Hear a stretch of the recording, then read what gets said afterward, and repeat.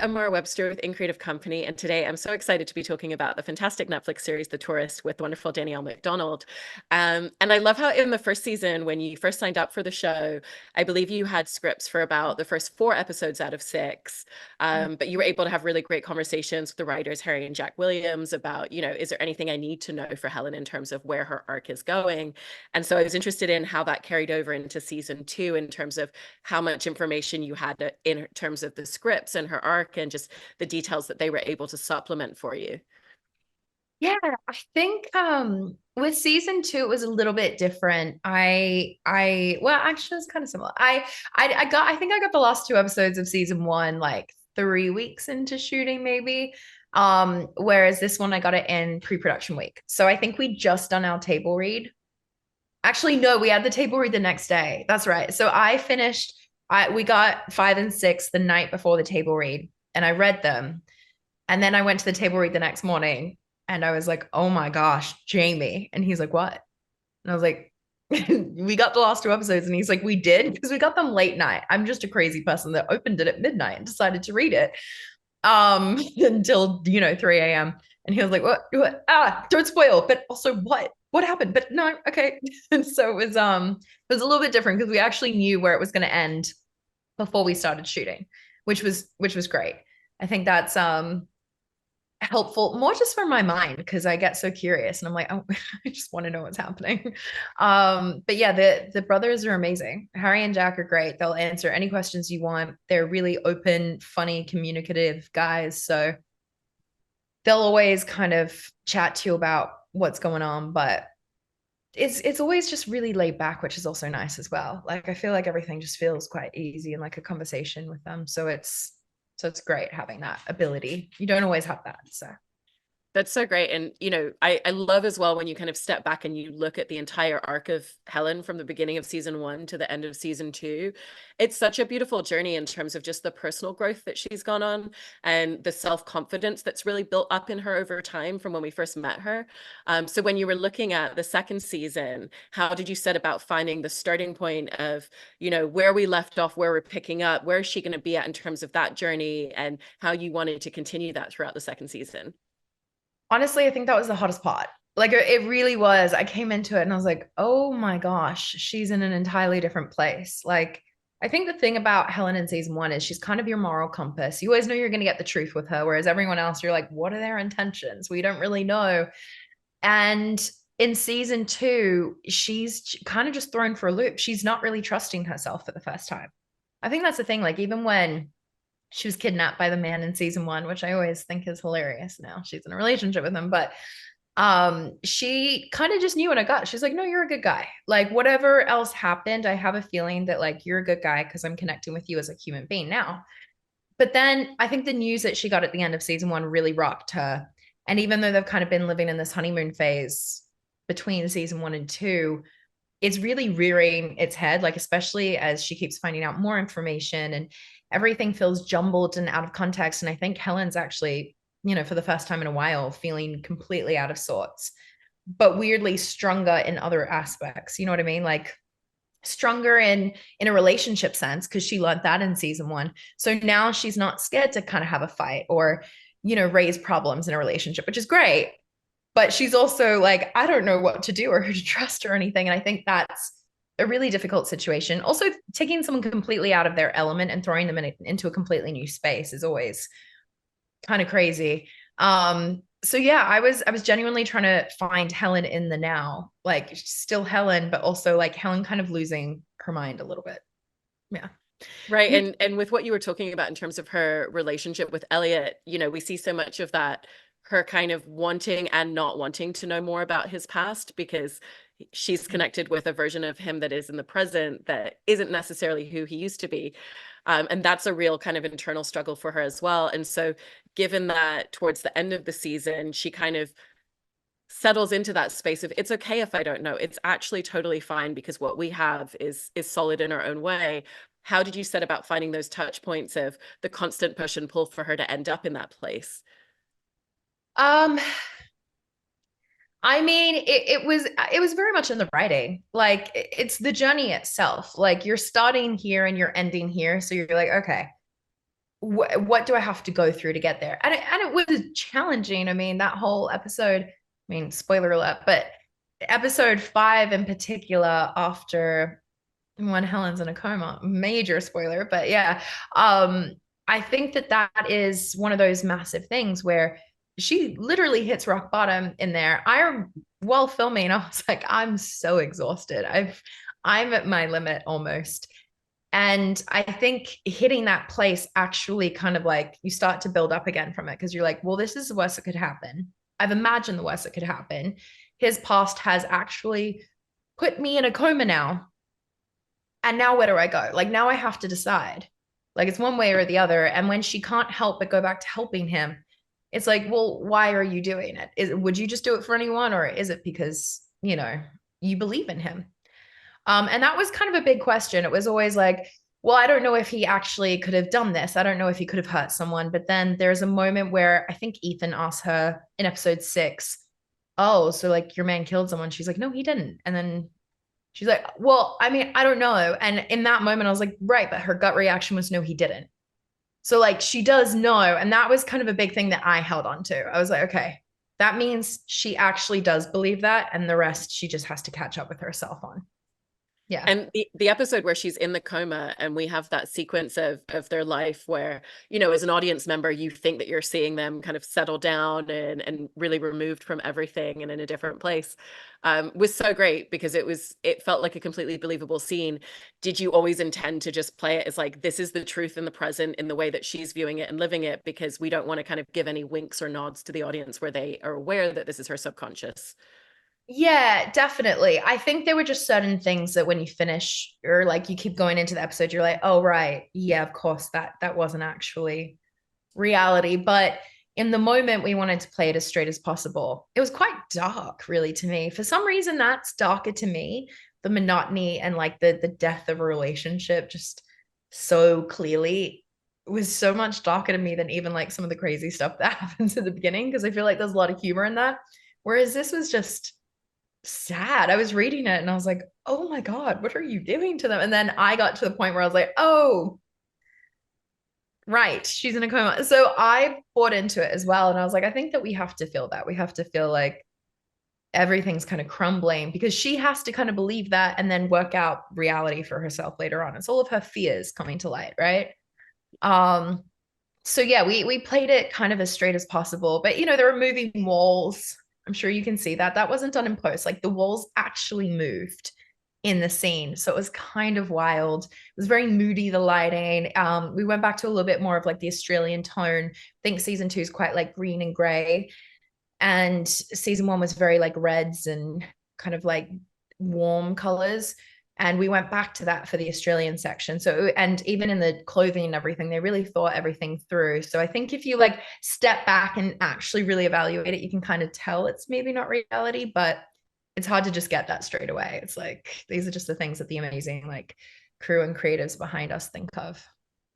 I also wanted to talk about the sequence of scenes where she's being held by Rory, Connor McNeil's character, in his basement alongside the mannequin of his wife. Because I think you played it so beautifully. By the time she makes the choice at the end of that to not take his life, we understand exactly why, because of the emotional connection. And it goes back to what you were saying about the way that she connected to Elliot in the beginning was just this gut instinct, like, even with this underneath, I understand you. And so how did you set about kind of like playing that dynamic opposite Connor, and how you felt like Helen would have these survivor instincts that would kick in a very specific way for her? Well, I mean, the thing about Connor is he's truly like he's a phenomenal actor. He's so, so good. And he's got all that sequence. We filmed that entire our sequence in that episode. We filmed that in 3 days. And we were just locked in a basement for essentially 3 days.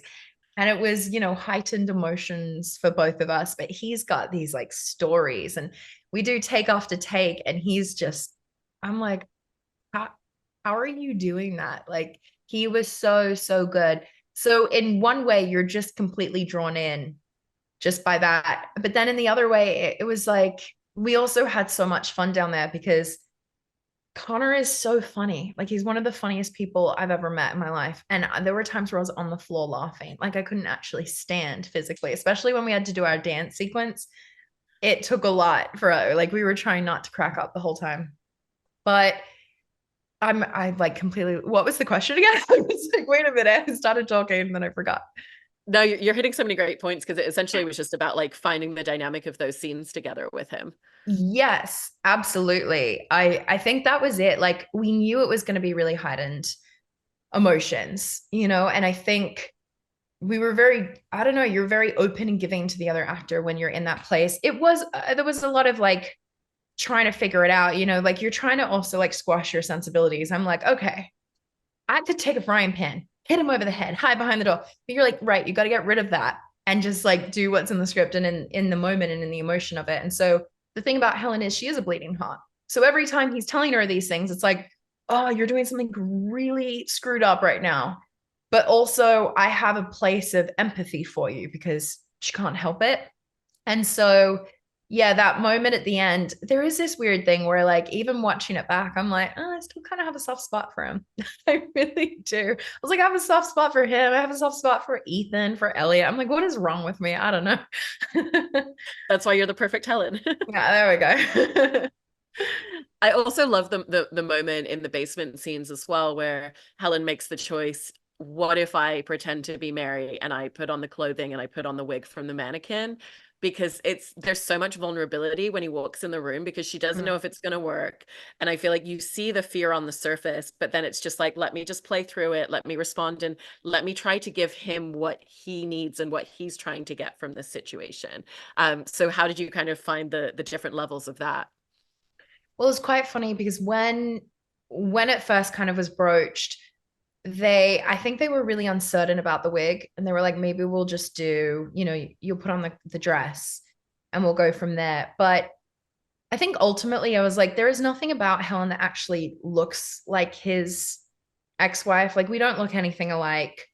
And she's not Australian, so we don't sound anything alike either. And maybe there's an energy, but it was kind of like, okay, if I'm going to commit to just doing this, I think that we need the wig. Like we need to just go fully into it because I feel like there is a sense of he knows what she's doing, but he also weirdly appreciates it. So I'm like, it's got to be all in. It's got to be like, let's just really, really try. And I think there's a sense of fear in Helen, but also a sense of maybe this is how we connect in a weird way.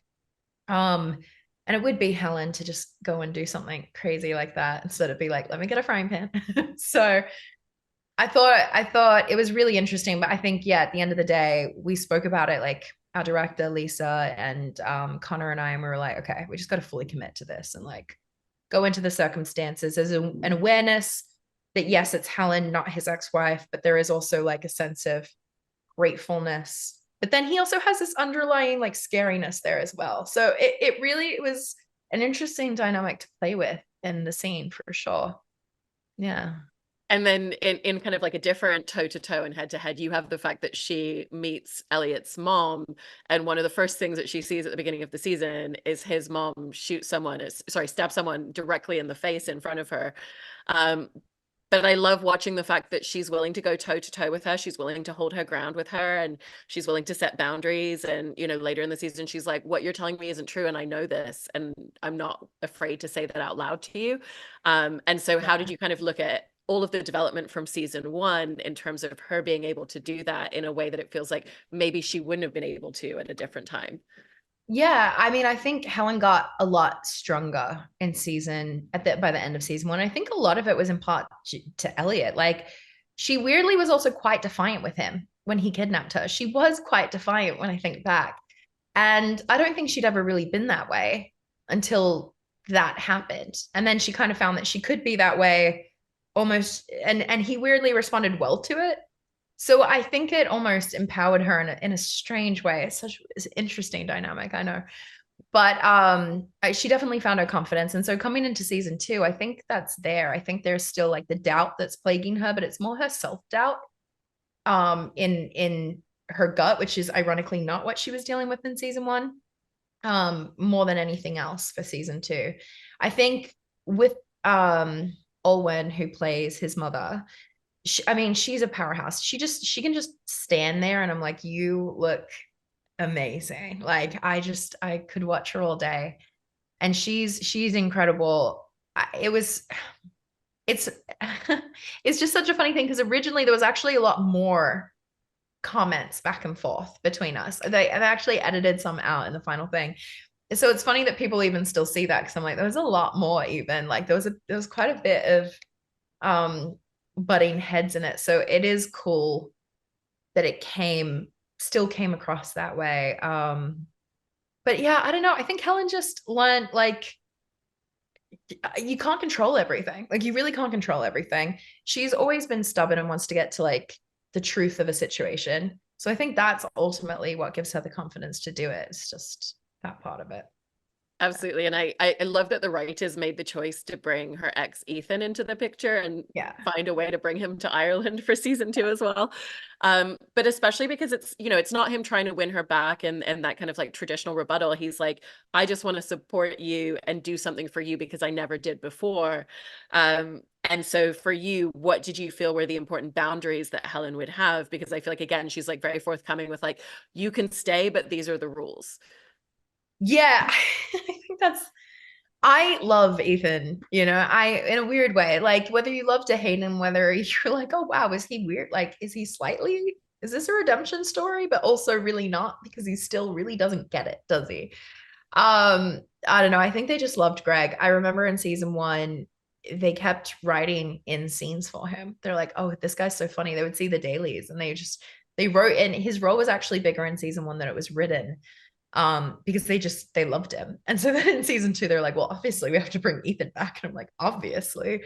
So it was really great having Greg back. He just adds a levity to the show, but then at the end of the day there's that really beautiful moment with him and Elliot, and he's like, I know that you guys must laugh about me, but at the end of the day, how do you think it makes me feel? And you're like, wow, just everyone's got like dual sides. You know what I mean? When you think about it, he's not just like this villain that we kind of saw him as in season 1. And it's nice to remember that even if you can't stand someone, there is always the other side and there is always another perspective to look at. And I think the show had like one of its best qualities is it really poses so many questions of like, who can you trust? What is forgiveness? Like, here's no one's perfect. Here are both sides. And I think in season 1, Helen is kind of seen as like someone that you just root for. And so in season 2, you kind of have to be frustrated by her a little bit, or the decision she's making, or annoyed by her, or because you have to see like everyone has their limits. Everyone gets pushed. Everyone has like multiple sides to them. And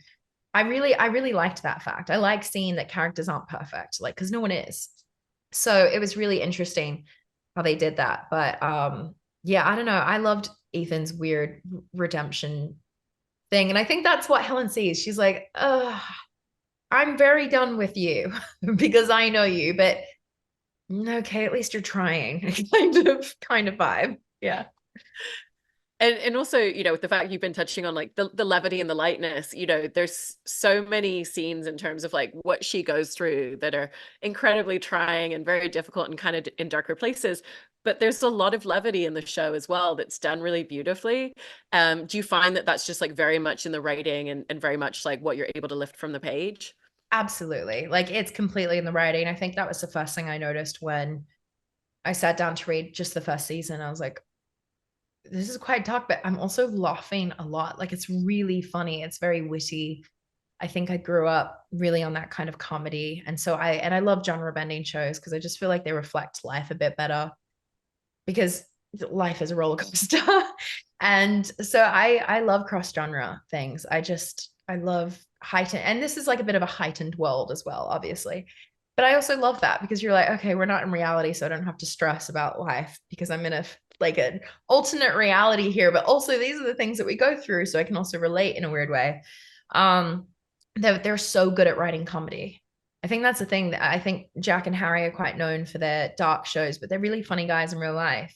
And I think that they really got a chance to use the comedy here. And Jamie is one of the funniest people I've ever worked with as well. Jamie and Connor and Greg on this, like they all, most of my scenes are with those three. Can you imagine how much I was laughing? Like I just genuinely, they're so funny. And so I love that Jamie, I don't think people really know Jamie for his comedy that much. And so I was so happy he kind of got a chance because I was like, this is you. Like, you're such a funny guy. When I think of Jamie, I think funny.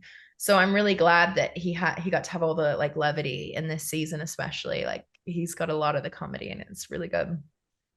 And it was also just such a brilliant choice in terms of what Harry and Jack did, in terms of, you know, Jamie Dornan's character being so untethered by being somewhere unfamiliar to him in season one, and then flipping it where now Helen's the tourist. And, you know, especially because she's then not with Elliot for those first Yeah. couple of episodes because he's been kidnapped.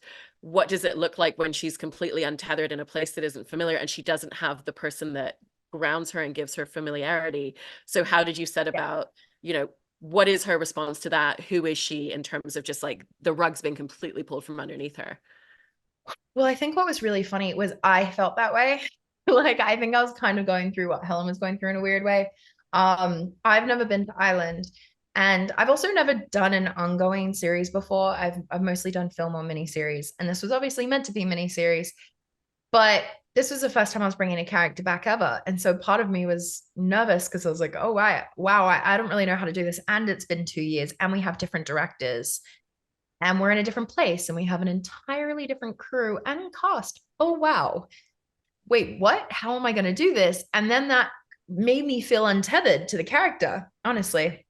And then it was funny because I was talking to Jamie about it, and we're both like, nothing is familiar. Like, my first day on set, because the brothers weren't on set when they came to visit, but they weren't on set all the time.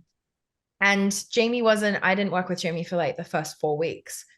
So my first day on set, I was like, literally nothing is familiar except like not one person, not one thing, not even how she dresses or how she looks is even the same for season 2. And I was like, not one thing is familiar to this character, except for the fact that I know the character. And that is a really weird, trippy feeling where you feel really untethered. And it was quite difficult, honestly. But I think, yeah, a lot of what I got told was, we'll use that. I'm like, okay. Great, I will. But it was funny because the first scene I had back with Jamie, we were like, oh, there it is.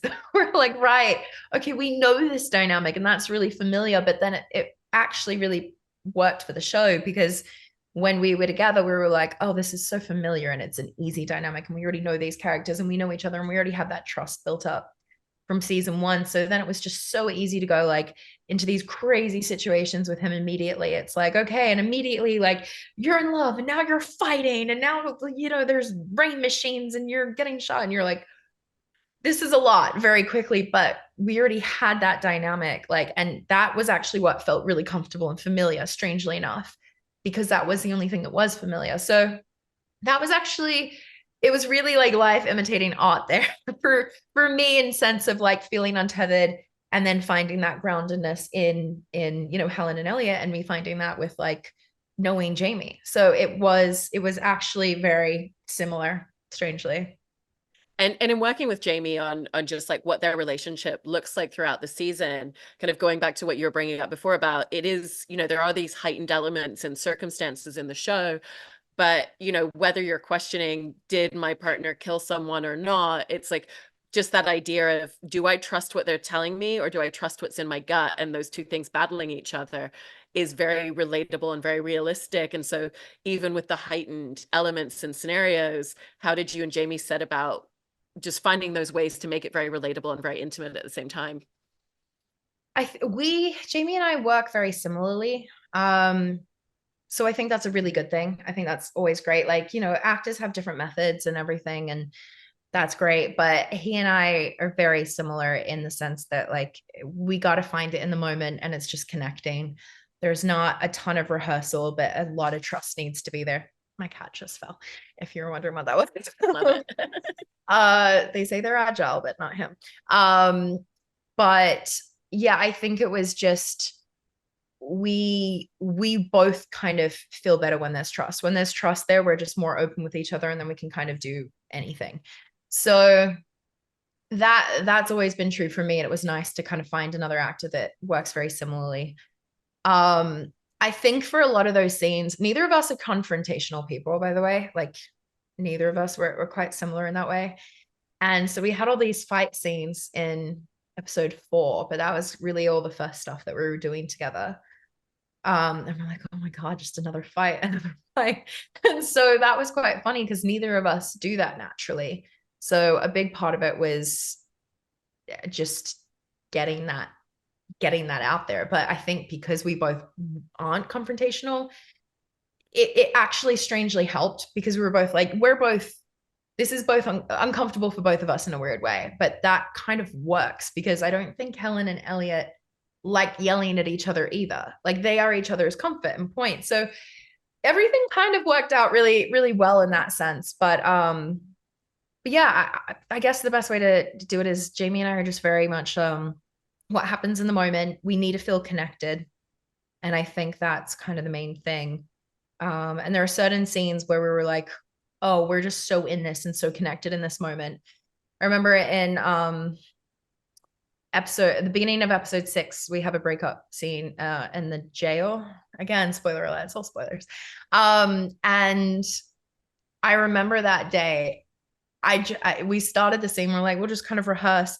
And then we both started kind of just crying. And then we cried for the entire scene. I think it was like 6 hours or something because we're like, it's just really heartbreaking, isn't it? We're like, it's just really heartbreaking. We're just locked in. We really had like a lot of trust. No one else was really in the room except for our cameraman because it's a tight space. So it was just one of those things where it just feels like you're really in the moment with it. And every time he would say, you don't trust me, I was like, oh, everything just like kind of killed me. And he's like, same way with you. And you're like, it's not enough. And we're both like, oh, this is so hard. And we're just crying. And sometimes it's just like that. Sometimes you're like, we're just really connected. We're really in the scene. We're really in the characters. And that's kind of the best way to be. And sometimes you have to fight through it a bit, you know? There was one scene where I was like, I feel emotionally drained from some of the other stuff we've been doing. And he's like, it's okay. We got it. We'll do it as many times as you need. I'm here. What do you need? And that's all you can do. Just be there for each other and support each other and be open with each other when you're in it or not in it. And I think that's kind of the best thing that we could do for each other. So. Absolutely. And I love everything that you've crafted into Helen over these couple of seasons, and so glad that we got the chance to kind of revisit her for another season. So congratulations on all of that. And thank you so much, Danielle. I really appreciate it. Thank you. It was great chatting with you.